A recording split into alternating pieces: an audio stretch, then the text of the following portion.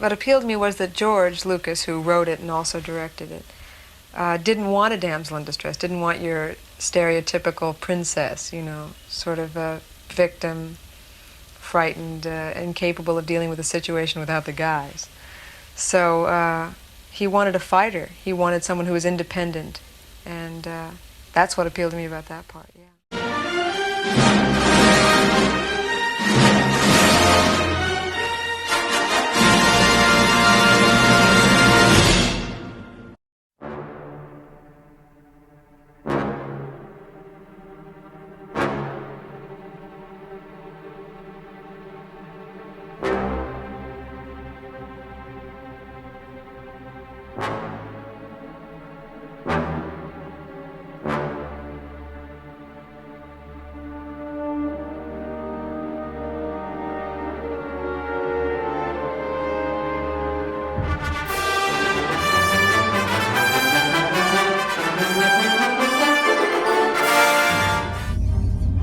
A long time ago, in a galaxy far, far away. Feel, don't think. Fear is my ally. The Force will be with you. We are encouraged to love. Be mindful of your thoughts. I will not betray the Republic. Hey, Your Worship, I'm only trying to help. Scruffy-looking nerf herder! I'm not afraid. You must unlearn what you have learned.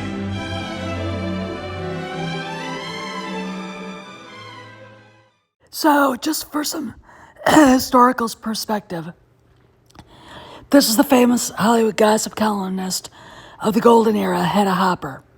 She basically would be the PR person putting secrets out on the gossip wires for moguls, etc. So what I'm about to tell you is a bit of Hedda Hopper type gossip out of Lucasfilm, but it's hilarious. So Sparrow came back and to Cameron yesterday and had a great and kind of a funny couple of things to say about Kevin Feige and his rivalry with Jon Favreau.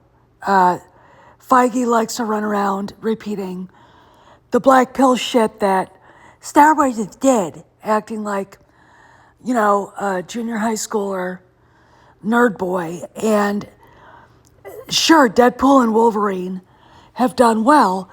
It's a Fox studio project with Marvel. Okay, so everything that is done, that has gone well, has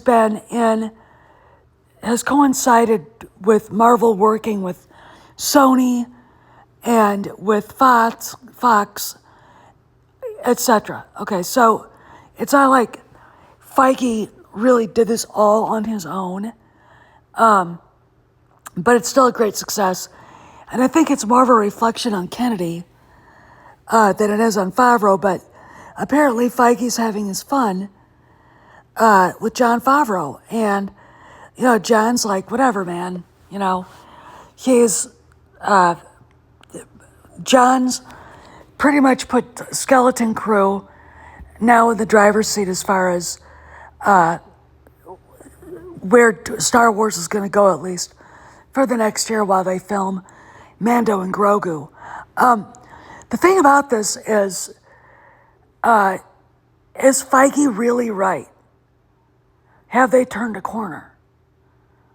Can he make a movie without Sony, without, you know, Fox, which is, of course, a Disney entity?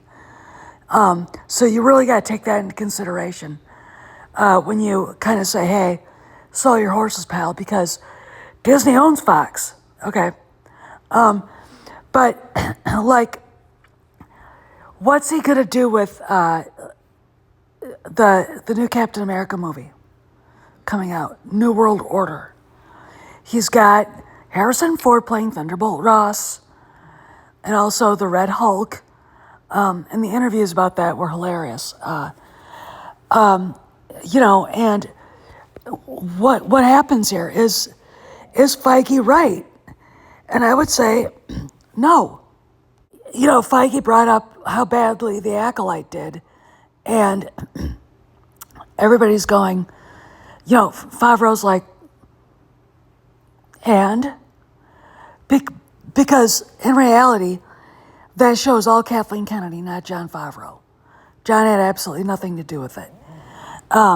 He gave it to other people off-site to try to edit something together, and that's all you could say about that. Feige trying to make a rivalry between himself and Favreau is ridiculously stupid. And to be honest, even if Captain America New World Order does well, it's still, people aren't sure about it. And the fact of the matter is Feige isn't bringing up Kathleen Kennedy's failures, because Jon has yet to get a Star Wars movie out there. Okay, so if we're talking movies, Kathleen Kennedy's the one to point your finger at. She's the one that allowed Star Wars to go out of control. She hired Rian Johnson. She hired J.J. Abrams. She, hired John Kasdan. And that's a fact. And Feige's rivalry with Jon doesn't make sense because they're not in the same positions. Or are they? And it just hasn't been announced. Star Wars failures are not Jon Favreau's fault. They're Kathleen Kennedy's fault. Okay? We have to remember that. She's supposed to be the president of Lucasfilm, and she has done nothing to make anybody believe she knows what the fuck she's talking about or doing. Okay? And that's the bottom line. So Feige's rivalry target is wrong. This is Master Obi-Wan Kenobi. I regret to report that both our Jedi Order and the Republic have fallen.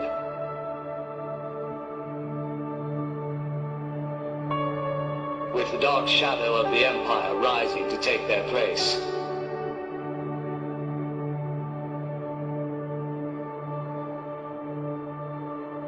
This message is a warning and a reminder for any surviving Jedi.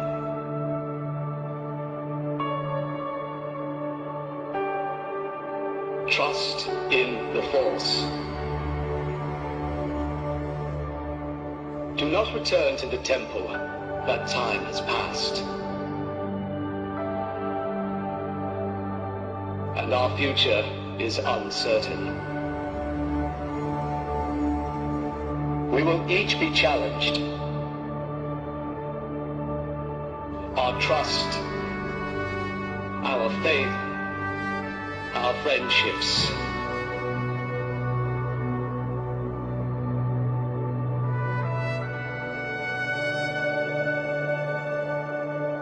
But we must persevere.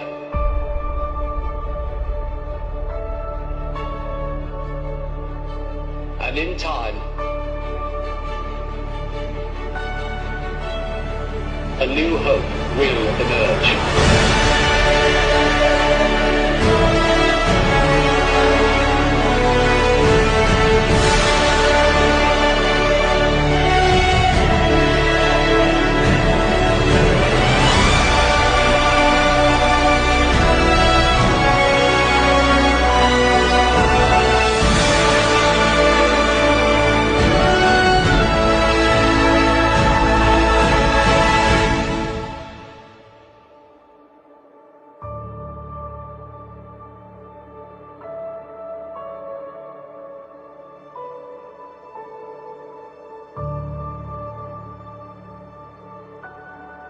May the Force be with you, always.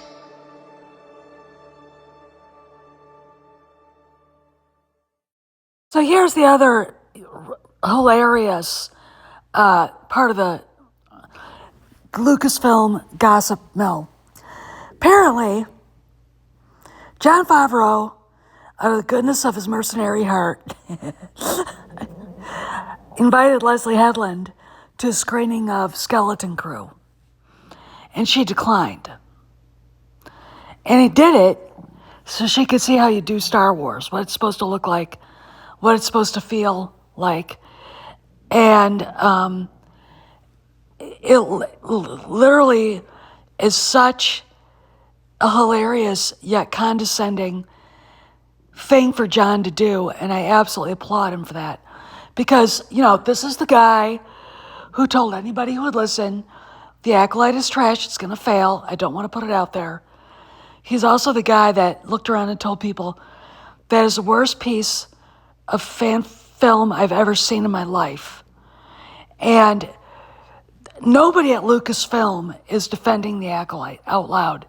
I would say probably Pablo Hidalgo is doing it privately on his so-called private account on X. But as far as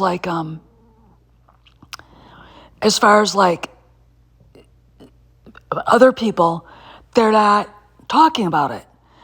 And the reason why is because it is so bad. It is absolutely just horrifying. Now, there is obviously a whisper campaign going on against Skeleton Crew that started, I would say, inside Lucasfilm's story group. And we know who is responsible for it, because Jason Ward and Bedpan Bulletin, and probably Star Wars Not Explained, and the two trannies that run that, are talking about it. And of course, VR, the insurance man, ran with that rumor too, that the Skeleton Crew wasn't as good as they thought it was, blah, blah, blah. Now, the fans jumped back and said, is it because there isn't any identity politics in it? Yeah, probably. All right. And I could see Headland encouraging the story group on the side to do this. To me, it looks like Skeleton Crew is going to be way different. And we're going to get Easter eggs. We're going to probably get cameos. And it's going to be Star Wars done from this love of Star Wars, not from some narcissistic need to preach the gospel according to Leslie Headland. Okay? And the fact of the matter is, I kind of sort of can't wait to see it. And we've got, December's a very long way away. All right, we've got Kennedy hopefully leaving. Hopefully Gina will get her job back. Hopefully filming for Mando and Grogu started. George has been put on as one of the writers, as an inspired by, based on characters by George Lucas. So he's got his name up there. And other people, you're starting to see the Mandalorian name, it's Mandalorian and Grogu's account on IMDb Pro starting to get filled with names, which is good. This is where I think everything changes. Again, I'm going to challenge Doomcock, his latest stuff but 2 years ago, you're saying they're going to use the world between worlds to change the timeline. And where's Anakin Skywalker now in Ahsoka? He's in the world between worlds. He's taken up the mantle of the father. Okay. And we're going to get that with Ahsoka too. We're going to get that with Mando and Grogu. I think if they get that done, if they get that filmed and get it out there, and get it into post-production and can get Ahsoka done, then you can have Ahsoka, come out in the winter of 2025, 2026, and have Mandalorian and Grogu come out that summer. And then it'll all kind of tie up. But as far as like the Leslie Headland thing, if I remember right, basically Favreau threw her off campus. Okay, she's not allowed back at Lucasfilm, and if you don't have to believe it, but hey, you know. And then inviting her back to see Skeleton Crew, because what she did with the Acolyte was an abomination.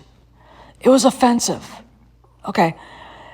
People don't go to movies and TV shows, they don't sit down and watch a TV show to be offended. Okay. And she went out of her way to do it, just like Rian Johnson went out of his way to offend every Star Wars fan on the planet and, you know, gut and emasculate Mark Hamill, who's taken that emasculation and run with it. White dudes for Kamala. Racist much? Anyway. And ultimately, I think the fans will be more agreeable to this once this creature's out of the way, all right? Allowing her to bump along and pretend she's got any power, you know, the alleged president of Lucasfilm, is, you know, I think a pimple on the ass of progress. You know, I really do. I think it's a barricade against getting the narrative away from people who aren't necessarily Star Wars fans. And I've said that before, I'll say it again. But the fact that Favreau felt confident enough to troll Headland with an invite to screen Skeleton Crew is hilarious. And, you know, I'm sorry, Leslie. It's not that a woman can't be a showrunner for Star Wars, but you weren't the right one because you don't respect it. Okay? And I don't need to bring your words from 2019 back to haunt you. Okay? You condescending bitch. All right? And, you know, this is just, look, we're going to be hearing more and more of this stuff as it gets closer to the premiere date. So I want you guys all to have a good Friday, and this is Steph. I'll see you around the galaxy.